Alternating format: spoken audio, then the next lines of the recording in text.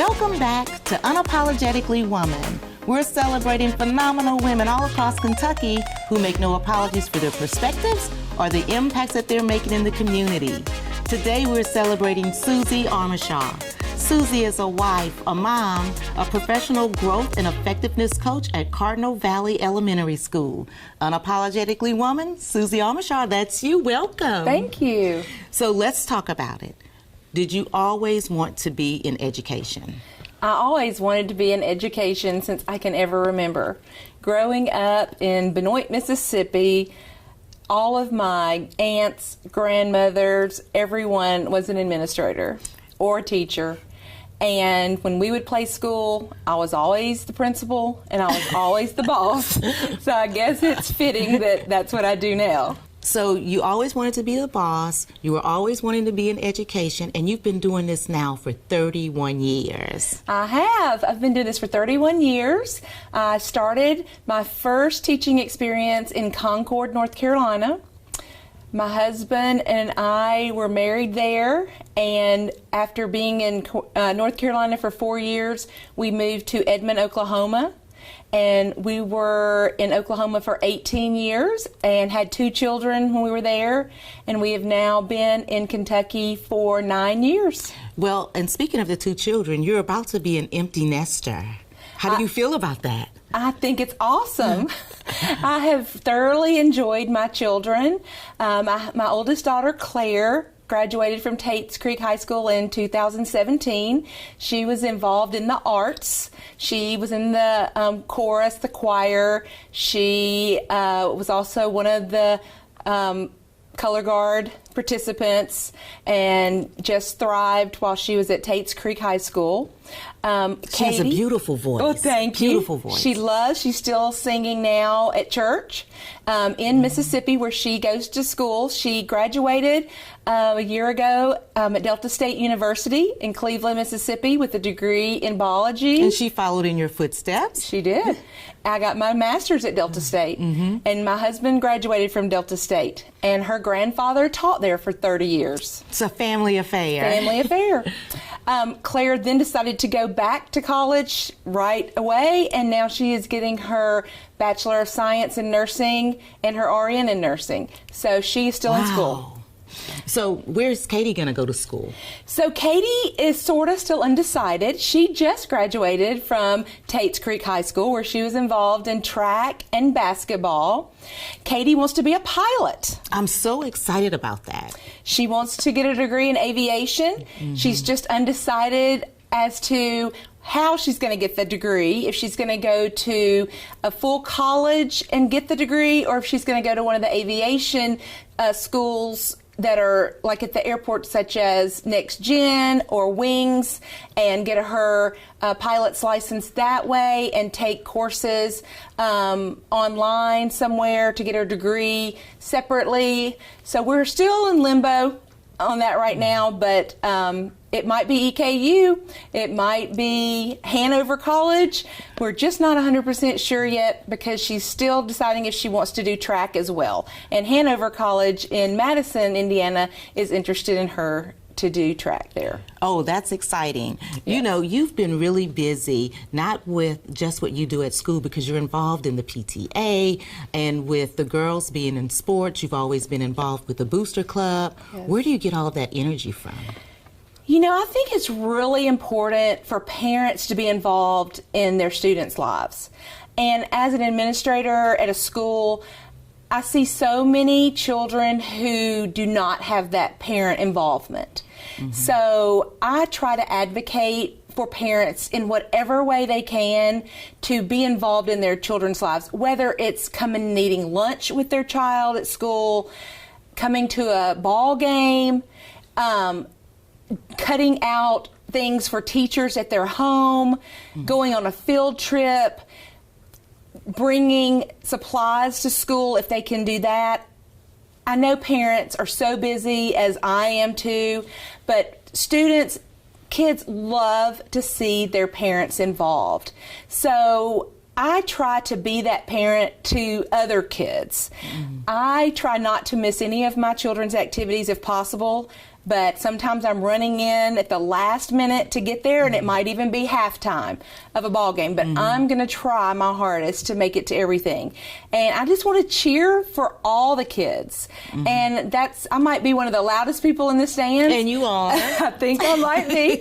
But I want the kids to hear me. I don't want to just be sitting in the stands and the kids not know that I am supporting them in everything that they're doing. My children, your children, Katie and BP have played basketball together for a long time, and against each other, for a long time, and they have been friends.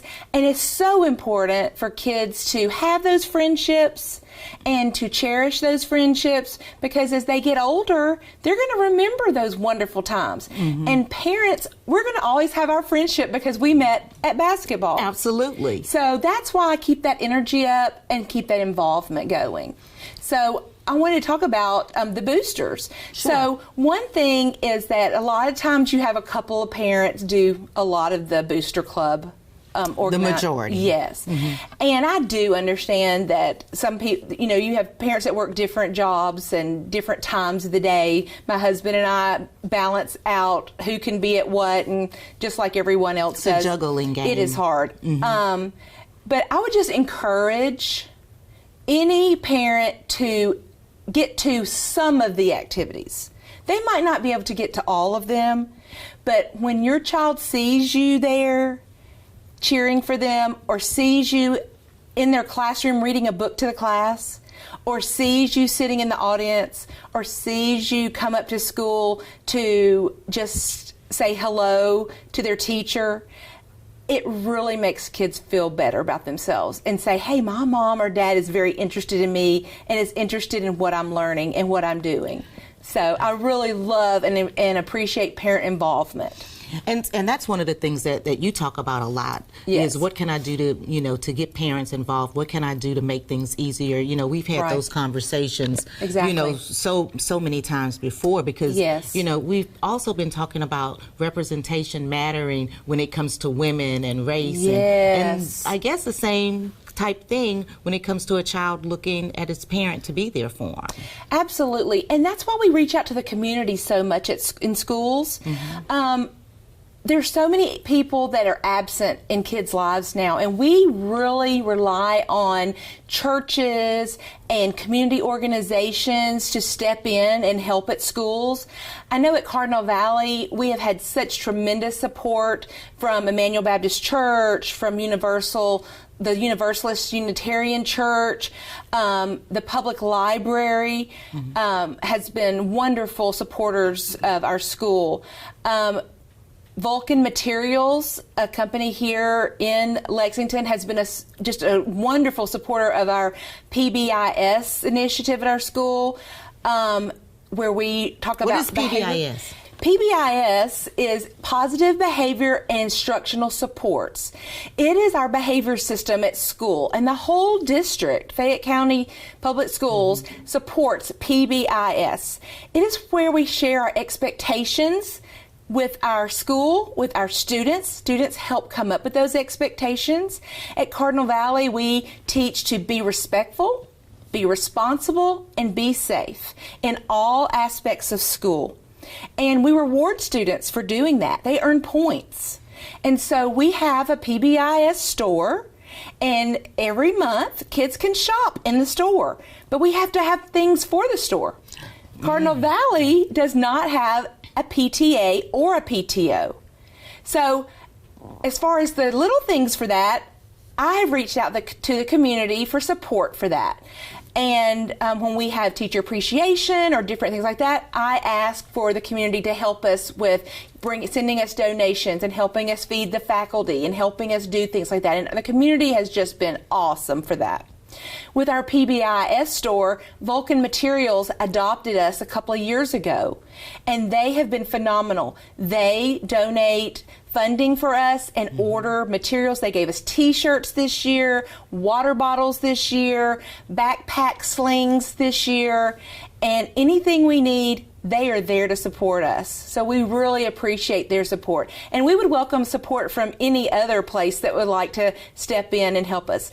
Emmanuel Baptist Church has helped us with school supplies and anything we need. They are big supporters of our faculty too, and they do luncheons for us, and especially during the pandemic.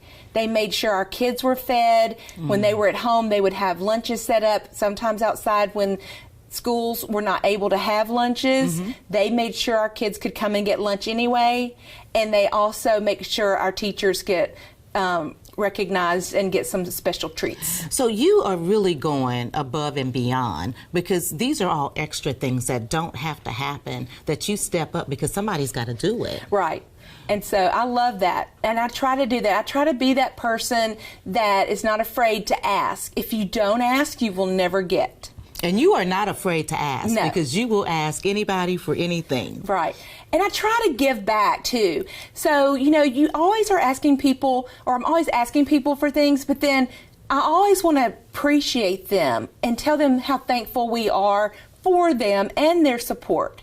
Because if we did not have people supporting our schools, supporting our track teams, supporting our basketball team, supporting our kids, we cannot do it alone. It really does take a village, and it takes everyone stepping in.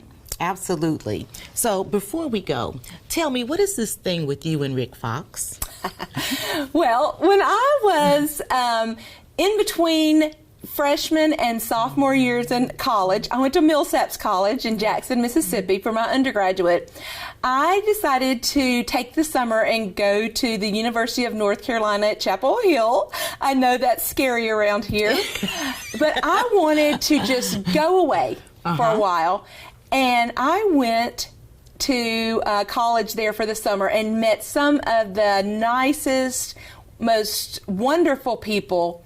And just so happened, some of the basketball players that were playing at that time were there, and they were in the same dorm that I was. So two of the guys that I got to meet and hang out with were Rick Fox and King Rice.